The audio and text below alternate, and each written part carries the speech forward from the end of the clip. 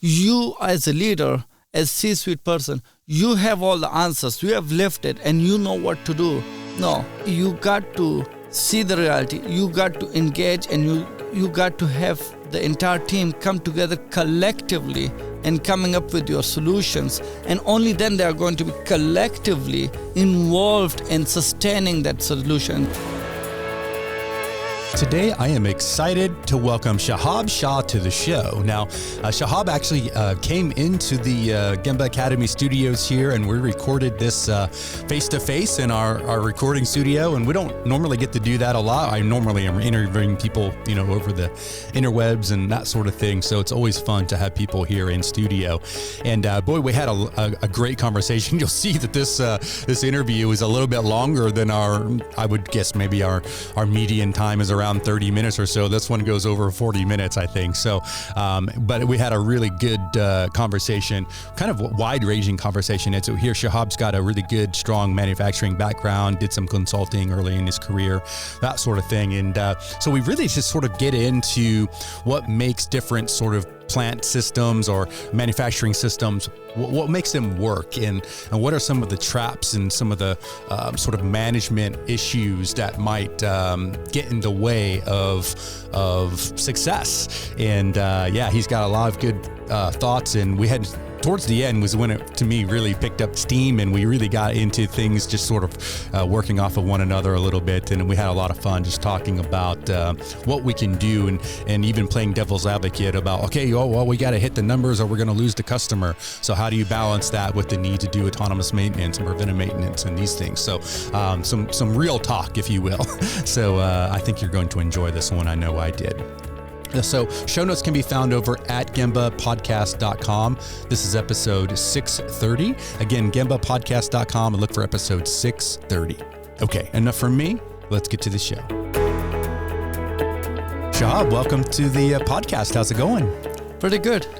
Thank you. Yeah, it's fun to be in person as well. I know. I don't get to do a lot of interviews in person. It's normally over the internet and all this kind of stuff. So it's always fun to look across the fancy glass thing here we have and talk to people. So thanks for coming in. Do you live in the area? No, I come from Illinois, but DFW or Texas, I'm hitting this airport like twice a month for work reasons anyway. So I thought I'll just stop by in person. And this Gemba Academy that I've been fantasizing and listening to the podcast for a couple of years now. I thought I'll see it in person, have the honor to meet you in person. Yes. Oh, I appreciate it, man. Yeah. Thanks for coming in. So, All right. Well, I know you've listened to the show, and you know how we like to begin with our guests sharing a quote. So what do you got? Sure. I'm a fan of Dr. Edward Deming. Mm-hmm. So many quotes come to mind, racing, but I think the one that's very near and dear to my heart is, every system is perfectly designed to get the results it gets. What's that mean to you? I think over the years, having been in industry for so many years now, I think typically if the problem, whether it's quality, customer complaint, or any other issue like that, typically people go for blaming the people, or in other words, who is responsible for what's happening, right? The results. So I tend to go away from blaming people, holding people accountable, to actually trying to understand from a systemic perspective what could have contributed to this cause right at hand. So 94% of time it's the system's fault, not the people's fault. That's what I tend to shoot for. Yeah. Blame the process, right? I love it. All right. Well, hey, tell us a little bit about yourself, Shahab. Tell us about your background and maybe how you first got involved in all this continuous improvement stuff that we're up to. Yeah, I think throughout my journey, whether it was education, being in industrial engineering, systems engineering, or actually joining the workforce, for the most part, I've been in OPEX and CI. I started off with consulting first, so worked with a number of industries from small scale to medium to large scale, varying sizes of teams and whatnot. Then moving on from consulting, I thought it's time to actually see the process end to end, the results, and how actually the model that I sell, whether or not it sticks, and if it doesn't, what to do about it. So then I ended up joining as CI in a company at Target distribution center as senior manager for continuous improvement. Then moved on to a medical device field. Today I work in a food packaging environment. So yeah, Wow. OPEX CI has always been my thing. It's been part of my DNA. Nice. Yeah. Target. I'm curious. I've heard about their program a little bit. What do they got going on with CI? Is it pretty good? Yeah, they're pretty good. I think for the most part, the focus was about how to make sure that we are not just competitive, but especially with Amazon and whatnot. Yeah. So at first, they were very honest about acknowledging that as far as fulfillment is concerned, customer orders, right, that they are much better than us. But now they have reached a point where they are like, no, it's not that they are better than us. We can be as well. We can get there as well. And how do we get there? Yeah. So the whole OPEX, the whole CI department over there is all centered around not just getting there, but actually outpacing them. Yeah. I love it. I love it. So when you think about your background, I'm curious to what was most influential for you as far as was education or what do you think as far as, I'm always curious to hear that with people who are, really practicing continuous improvement. I mean, go through some training or whatever, 2-week black belt or whatever, tell us a little bit about that. Yeah, I think education, black belts and all of that, for sure that helps. But aside from that, Dr. David Cochran, who's a professor from MIT, and I worked under him in consultancy as well. The guy is good. He's solid. He's a 2 times Shingo prize winner as well, right? So I learned a lot from him, working under him with different industries and seeing the different issues over time. I've learned that, again, going back to that, it's a system's fault versus people's fault, right? My whole mantra is all around that it's the culture, the system that forms a culture, and the culture is basically the beliefs that have been shaped by leadership, their choices, their actions, what they award, what they incentivize from time to time, right? The behaviors, the hero mentality versus the team mentality, right? Yeah. What are they incentivizing? How is the system structured? So I look at it from all of these different perspectives and getting to my conclusion. So I think working with numerous teams of different styles of leadership, different styles of people, different kind of challenges, it's just been fun trying to navigate and help them understand the root causes, help them see beneath the surface level, getting to that root cause. So yeah, that's been fun for me. Yeah, I love it.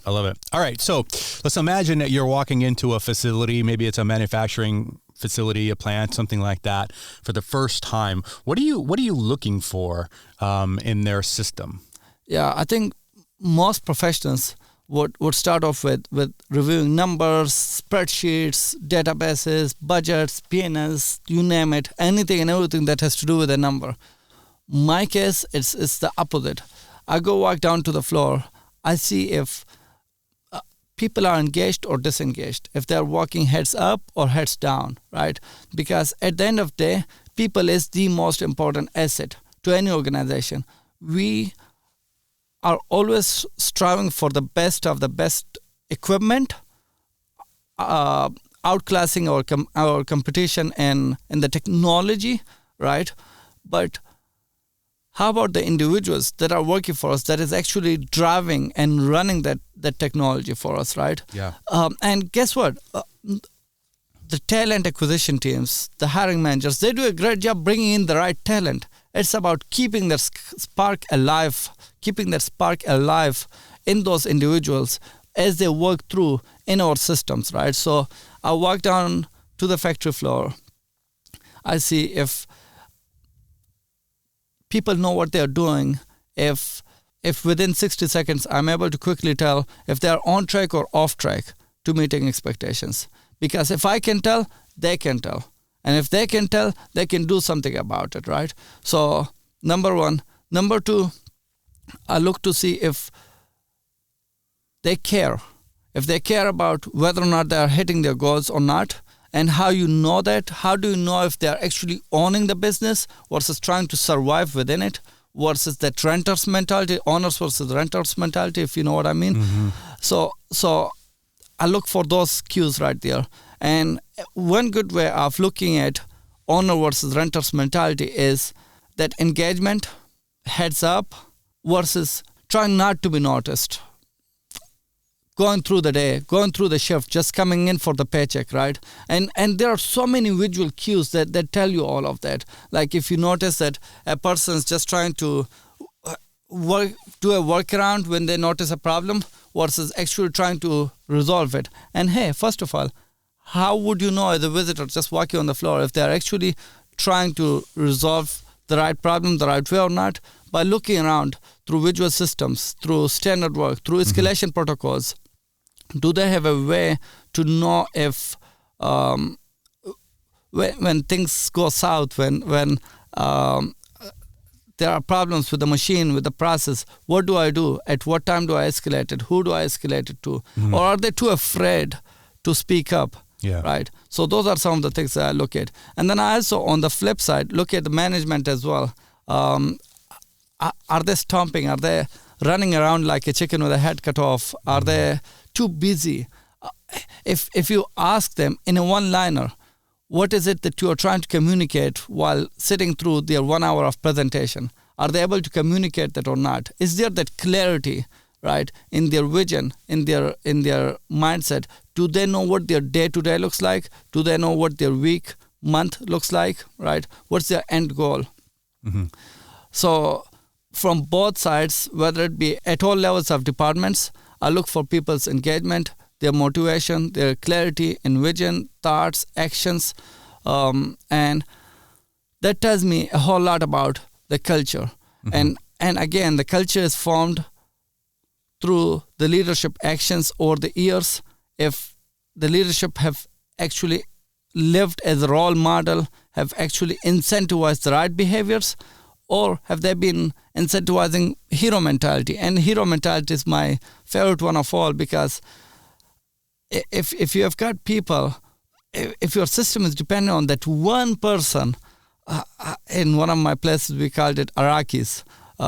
So you call it what? Iraqis. They were a family of Iraqis. So Shahab Iraqi, Ahmad Iraqi, so on and so forth. Their last name. Okay. So the system was all dependent on the Iraqis. If the Iraqis were out, he's on FMLA, so this machine can be fixed, let's just make it work. We got to reduce the pace, the speed of the performance of production. For 4 months we got to do that. Well, the Iraqis out, we will have to do it manually. We can run it on the machine, right? So I look to see if we have a hero mentality there, rather than incentivizing and appreciating that mentality.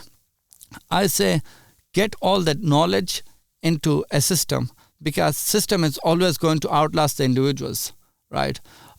So yeah, that's what I look for. All right. Well, let's imagine that we're in a facility and we're seeing all these things, and maybe some things catch your eye. Obviously, I mean, everybody has opportunities, right? Like for improvement. But let's say, I don't know, you see some hero mentality, or maybe you see some people with their heads down, and you can tell maybe the culture isn't as good as it could be. Like, what do you do? Like, what are some of your first steps to make improvements? Yeah, I think before I dive into designing the solutions, designing the system, I always look for diagnosing the problem first, right? Okay, now I understand. I just saw some visual cues. I saw some problems with the lack of engagement in the people, right? That renter mentality, that mentality of just being there for the paycheck, heads down mentality.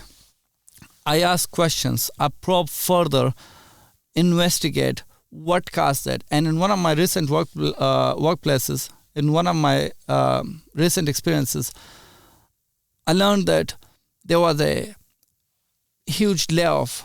There was a mass layoff that had recently taken place. Okay.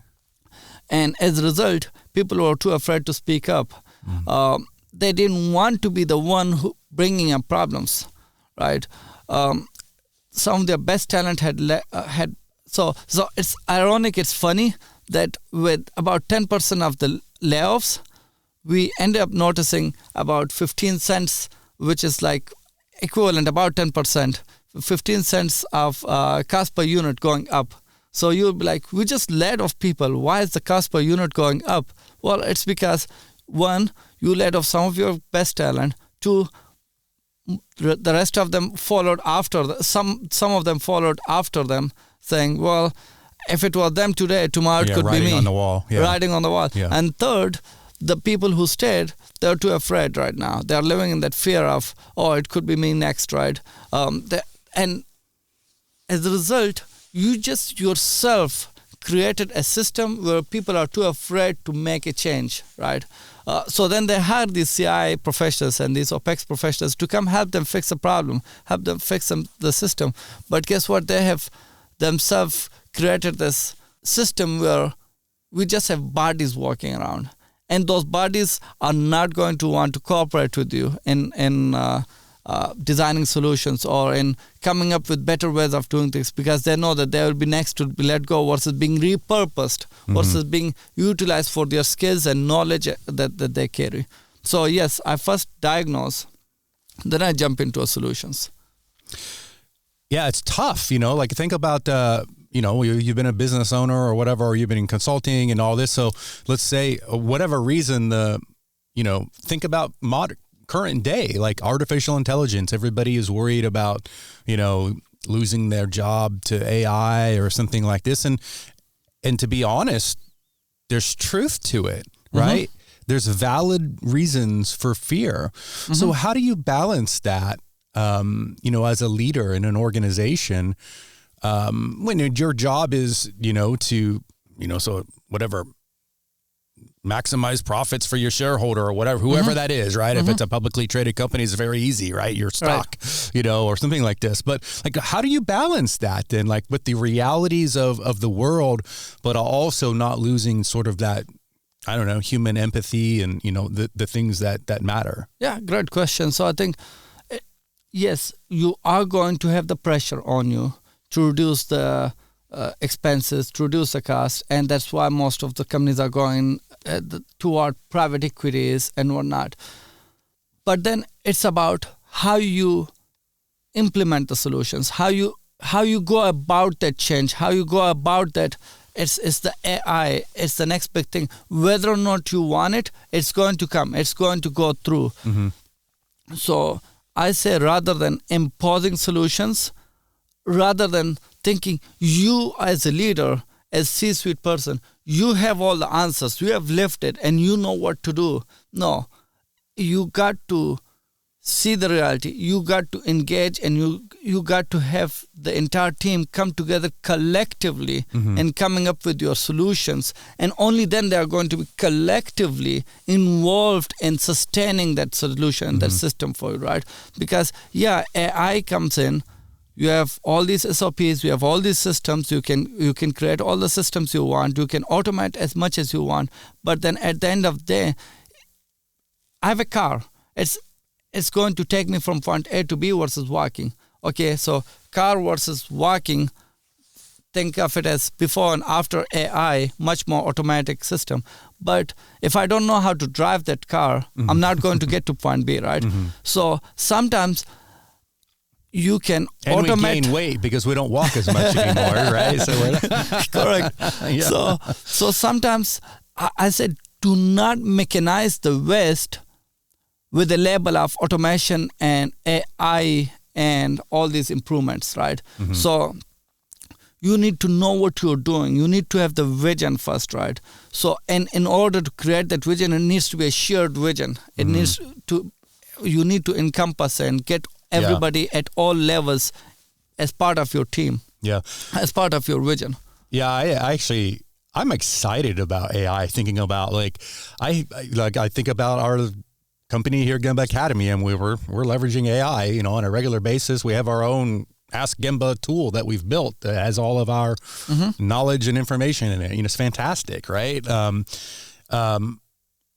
To me, it's a growth. I had like a growth mindset because of AI, not a scarcity or, I'm going to get rid of people. I want to add people because we're going to be in so many different areas, right? And it's going to require people to sort of organize all of this and leverage the million AI tools out there. So yeah, to 100%. me, it's exciting. The future is very exciting. Yeah. So it is exciting without a doubt. We just need to make sure that we have the vision, the roadmap that is focused on growth, that is focused on going together from A to B, because you can run as fast as you want. It's not going to get you too far. So using AI, think of it as running, right? Because it is literally like on espresso. You're running fast, but are you going to go as a team? You need to make sure everybody is bought into your vision. And for that, as part of designing solutions, what I like to do is when you have a workforce that is too afraid to change, how are you going to do Kaizens over there? How are you going to go about making improvements? So I tend to flip the script on them. Rather than asking them, hey, we need to increase our production from 200 units an hour to 400 units an hour. Let's get together. Here's the game plan. Let's implement A, B, and C. No. What I rather like to do is I go out there and I ask them, hey, what are your pain points? Let's get together these people at all different levels, managers, supervisors, and some operators, lead operators, right? Maintenance, planning, all of these team members. You get them all together and you ask them, what are your main pain points? What is keeping you up at nights? What's stopping you from achieving your results with a smiling face at the end of the day as you exit the door, right? So you don't tell them, hey, we have a goal of reducing the budget by 20%, by 15%, by 5%, right? So rather you ask them what are your pain points, and once they go through what we call a value stream mapping approach, which is like basically the people flow, material flow, information flow. You map all of that out and you ask them, okay, across all of these steps, tell me about your opportunities for improvement. Tell me about your pain points. And once they do, then you help them realize, okay, how would it look like in terms of dollar saving? So a good example comes to mind in one of my recent experiences. A guy came to me and said, you know what, this forming head, it costs us $2,000. What if you were to 3D print it? And 3D printing would cost us $50. And I know how to do 3D printing. Okay, how much would it cost to get you the setup, 3D printing setup? Because keep in mind, it's not just one forming head. We have around 60 machines that require forming heads on and for all the different product families that we run, requiring different forming heads along with them. So you're saving at least $100,000 a year right here, right? And that too just in this one facility. So we have other facilities that run similar operations that is going to require forming heads and all. So if I can trim down my $2,000 down to $50, right, in just one forming head, and then you multiply it all across, great. Let's invest in the 3D printing for you. And we saw the potential, we saw the gain. But when I did the math with him, okay, it's not just one tool. How many do we have? How many do we purchase in a year? Let's get the data from our controller, right? We got the data. We realized the amount of expenses we have had on just that one tool right there. And then we did the math for the return on investment. He was like blown away. Oh my gosh, I didn't know I could put this much in the pocket of the company by utilizing my talent. All these years I've been keeping it with me, knowing that we are spending way too much than what I could utilize it for, right? So going back to that pain points, you help paint the picture of those pain points into opportunities, into dollars. And the reason I convert everything into dollars at the end of the day is so that leaders, all the way from operators to leaders, everybody within the organization is aligned on the importance of an opportunity and why it matters so much to them and to us, right? So all of a sudden, you are not asking them for 4% cut. They give you a 7% cut. They give you a 7% improvement. Maybe just not in ways you were looking for by cutting heads, some of the most talented stuff, but rather by exposing waste and by getting rid of that waste for you.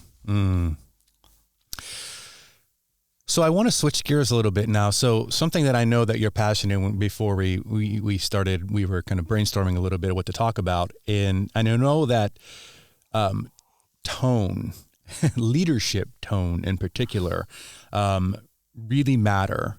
And I'm wondering if you could talk a little bit about why you think that is, and then how does that sort of, show up in a day-to-day manner?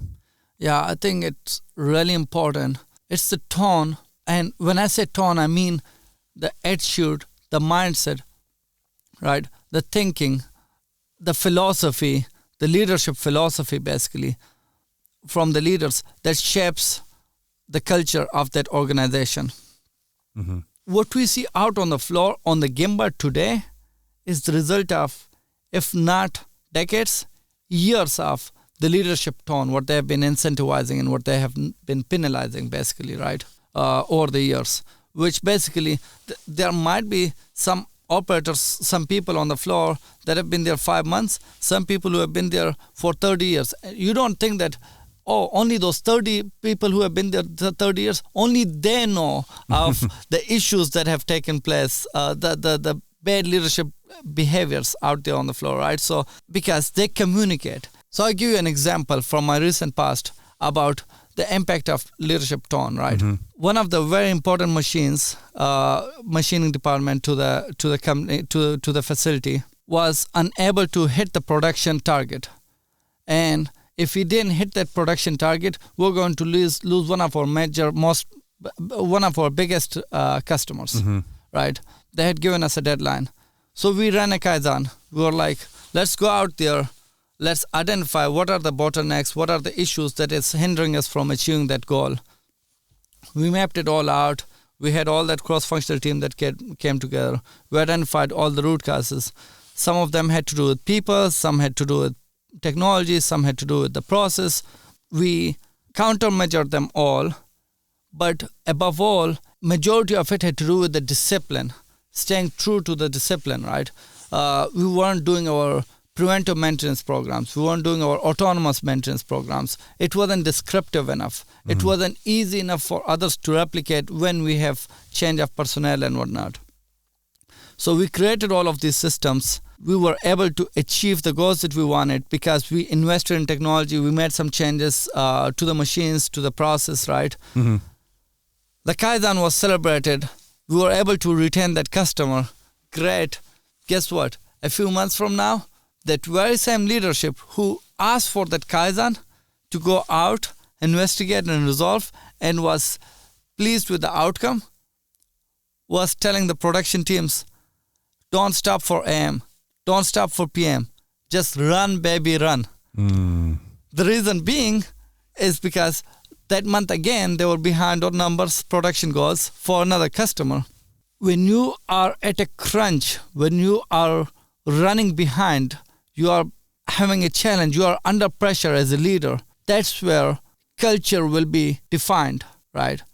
The tone that you use at that time, whether or not you respect the systems that you yourself and your teams have put up, developed over the years, whether you kick those routines, whether you stay true and adhere to those cadences, that's what is going to define the culture for you. That tone right there. And that leader saying, run, baby, run, basically define the culture of ignoring systems, ignoring processes when you are under pressure. While he said it once, it became the mantra on the floor. Who cares about PM? Who cares about AM? Just run, run, run, right? If there's an issue, let's work around it. Who cares about fixing it? Mm-hmm. Let's band-aid it. And once that became the norm, it wasn't too far until all the problems, all the gaps starting to show up again and the variances to budget, right? And that same leader is asking the OPEX and CI team again. I think the Kaizen was unsuccessful because we are seeing the same problems here again. We are not meeting the customer demand. Let's go for another Kaizen. I'm like, what are you going to learn out of a different Kaizen with the same people, with the same approach? You were given a set of problems, you were given a set of solutions, we implemented those solutions, you are the one who chose to walk over them, right? So don't expect a different answer. So I think that's where the tone, the leadership tone of, hey, we collectively put together the system, we are going to protect it, or are we going to walk out under pressure? That's what sets the tone, and that is very important. Yeah, it's interesting. I mean, being real, like I remember back in my manufacturing days, building cell phones. Built a lot of cell phones back in the Motorola, the Nokia, and all these different companies where I grew up in manufacturing. And I can remember, the hour-by-hour boards and all the rest of it. And there's a red on this, oh boy, this is not looking good. And you feeling the pressure from the plant manager or whoever it might be, And then, there's lots of overtime and, I don't know if I don't necessarily remember examples where we completely sort of gave up on, preventive maintenance or autonomous maintenance or anything like this, but maybe we shortcutted a few times here or there. I guess my question for you is put yourself in, just to play contrarian, and I agree with you. I just want to have an interesting conversation, but imagine that you are now in charge of you're the owner of the business and you're trying to win the big contracts and you've won the big contract and now you're under pressure. You stole it from your arch, competitor, right? Mm-hmm. And things are going great. And all of a sudden, demand has increased and whatever reason your sales team said we can do it. You're like, oh, we really can't do it, But like, what do you do in those situations? Do you have to go back to the customer and say, I'm sorry, Mr. or Mrs. Customer, we cannot do it? Or are you going to, I don't know, try to flex up and figure out a way to make it happen? Like, talk a lot about it, because that's the reality that many people listening. It says, sounds great, but you don't understand. We've got these customers who are going to fire us if we don't give them X number of widgets by this date. Like, what do you do? Yeah, I totally understand the situation where sales can throw a contract, say, over the wall and say, make it happen, right? Yeah. By this date. Understand there can be concerns around how do I stay true to discipline at all times when I just don't have the capacity, I just don't have the capability, whether it's production, whether it's the people, compared to what I'm being asked for. I'm down like 7 people in a team of 10, whether it's production or in maintenance, because that happens, right? I've lived it personally. I think in those moments, you first of all need to be able to speak up, right? At all levels, the culture again, whether it's operator needs to raise the hands, hey, I'm running into an issue. I need to escalate it. The supervisor, the manager, the plant manager, all the way to the VP, you need to be able to raise your hand. Yeah, pull the end on. Pull the end on. Yeah. Connect with sales, connect with operations, connect with planning, right? We are supposed to be a team. We are not supposed to be different silos. So that's number one. At the top level, as the leader, you need to take responsibility. You need to understand what's your crewing model like, what's your manning looking like, right? What's your labor work like? What's your machining capability? Before I can throw in more change orders on them, more demands on them. So yes, it's important to design all of those systems. And while autonomous maintenance and preventive maintenance were just some very tactical examples, even at a higher level, again, regardless of the level of leadership, I'm saying you need to create a system and adhere to it, right? Yeah. Don't wait for the end of month to kick in and then realize, oh man, we're behind. And panic. Let's skip AM, PM. Let's just throw change orders in them. Let's just make and break the change orders, so on and so forth.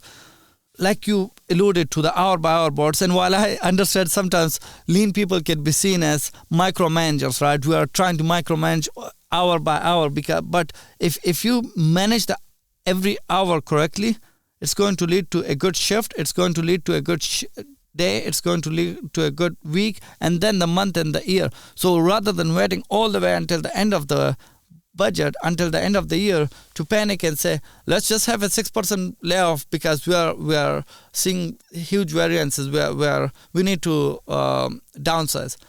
Rather than waiting until the end of the year, you need to manage it at the quarter and at the month level, right? And then in the month level, rather than waiting until the end of the month to realize, oh man, we are bleeding in all metrics, right? Starting day one, treat your every single shift like as if it is that last day, last week of that quarter or of that month or of that year that's going to matter and that's going to help make or break. Yeah. But how do you do that? Because you have thought operations for a long time that none of these processes matter, right? None of the systems matter. So if you are going to come in with a genuine interest and genuinely caring about them and telling them, hey, I'm going to get you the support, I'm going to get you the capabilities, but you need to stick to these core principles that you and I collectively came up with, they're going to think it's just a flavor of the month. Too many leaders have come in and gone. While what you're saying is accurate, I buy into everything you're saying. What I don't buy into is that this is going to stick, because before you, other leaders have said the same. Yeah. Yeah. So again, that is where the leadership tone, right? That mindset, that living like a role model. If at that moment you show yourself week over week, and you need to, as a senior leader, and every single meeting that you are going to have, you need to let your operations, you need to let your teams know that, hey, this Hoshin planning, this strategic deployment, this whatever the system that you guys have collectively put together is here to stay. It's not a flavor of the month. Yeah. And then you act upon it. Yep. Then they will trust you. Yeah, I think the best organizations that I see are, the ones that take what we would call like a value stream approach, so everybody from, from marketing and sales all the way through operations to the people shipping the product out the door, they're on the same team. Correct. It's one value stream. It's all together. He's all singing from the same hymnal, as they say, right? Correct. And this is where I see when we start having these silos, and everyone has their own little individual goals, Correct. like I must do X number of things today. No matter what anybody else is doing, I have, and there's accountability that you do need to have on a personal level, don't get me wrong. But in the end, it's all about the system, right? And getting everybody working together. And that reminds me of a very good situation where in one of the organizations, there are two plants that are feeding each other, basically. One is the manufacturing plant. One is the CNC shop that is basically cutting the widgets for you. Feeding it into an assembly plant, then feeding into a distribution plant. And guess what? They all have different metrics. Yeah. One is about schedule compliance, 98% adherence to the customer's orders. That's your distribution center. So the manufacturing plant is about 20,000 units out the door. Yeah. Well, guess what? Your operators and supervisors are going to want to make decisions to make whatever is easiest for them to produce, whatever is readily available. They're going to rob Peter to pay Paul, basically, right? And get those 20,000 units out the door. At the end of the day, you are going to have a situation in your distribution center, in your warehouse, where you have way too much inventory, too much cash is tied into that inventory, yet you are behind on orders and you have got backlog and whatnot. So it goes back to that mindset of, do you have aligned metrics? Is everybody speaking the same language, right? Yeah. And you get there by asking the right questions, by having these cross-functional value stream events. And guess what? Funny enough, when I looked at their value stream mapping events, all those three plants had their own value stream mapping events conducted in the past. They were not brought together as one unified team.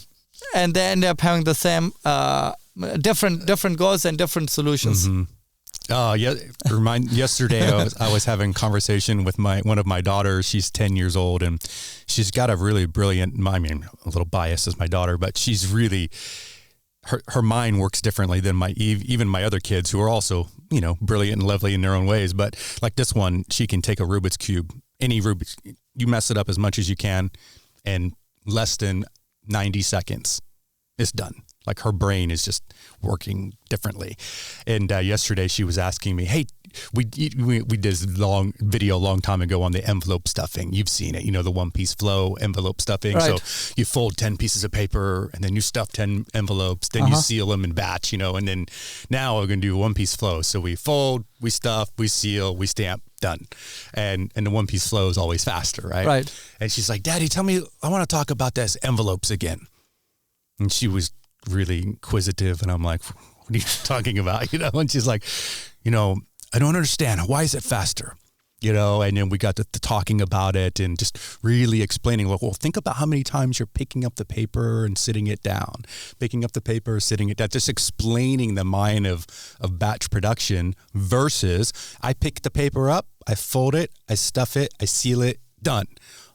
And she's like, and she got it, and it was like one of my proud parenting moments, I was like, like thinking about my kid understands, flow, one-piece flow versus batch production, but just for whatever reason, back to the original farmers or whatever it was, having to store up grain in the silos for the long winter. And, don't get me wrong, there are times where you do need to have batches or pitch if we want to be lean, right? Sometimes you do need to have some inventory or whatever, for whatever reason. But yeah, it's a really ingrained concept in us as human beings, I think, to batch. You know what I mean? Mm-hmm. Yeah, because everybody wants to protect themselves. Yeah. Each department, each machinist, each operator, they want to protect themselves so that if my machine goes down, nobody would know that I had a problem, right? Because I have this extra inventory that I've created that will help protect me. Same is the mindset of that facility. That is like, I need to create 20,000 units out the door, right? Because at the end of the day, they get their absorption, if you call it, right? They get their cash flow cashed in for it. So they're like, well, I created all the pieces for you. You need to, in the assembly plant, you need to put them together. It's your fault. But you didn't give them the right parts at the right time. And unfortunately, they have way too many of one versus not enough of the other to be able to make anything out of it, right? Yeah. So again, it goes back to that point of identifying the systemic drivers that led to that kind of thinking, that led to that kind of behavior. Why do they feel the need to protect themselves? Have they been penalized in the past? Are they currently getting penalized? Yeah. What are their metrics like? Yeah, it comes back to what we talked about earlier in the very beginning, right? It's all full circle. It's all full circle. Yeah. No, fantastic. Oh, man. Well, this has been a fun conversation, Shahab. I'm really glad that you came in. I'm wondering, do you have any sort of like final words of wisdom or final pieces of advice that you'd like to leave with the listeners? Remember that tone is the invisible hand that shapes your culture. Keep the tone steady and the system will follow. I like that. Keep the tone steady and the system will follow. That's beautiful. Hey, if people wanted to connect with you, what's the best way? LinkedIn. Okay. You can find me, my name, Shahab Shah. Easy to come up. Okay. Yeah, we'll link it up here in the show notes as well. Everybody can go connect with Shahab. So, hey, thanks again for coming in, man. This has been a lot of fun. Yeah, thank you very much for having me. It's been an honor. All right. Take care. Thanks for joining us today. We know the path to continuous improvement can be challenging to walk alone. That's why Gemba Academy exists. Not just to provide training, but to be your partner in problem solving.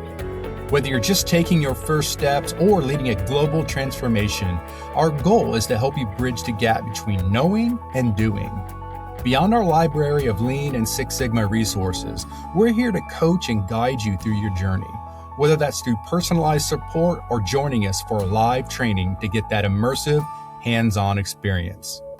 To learn more, go to GembaAcademy.com.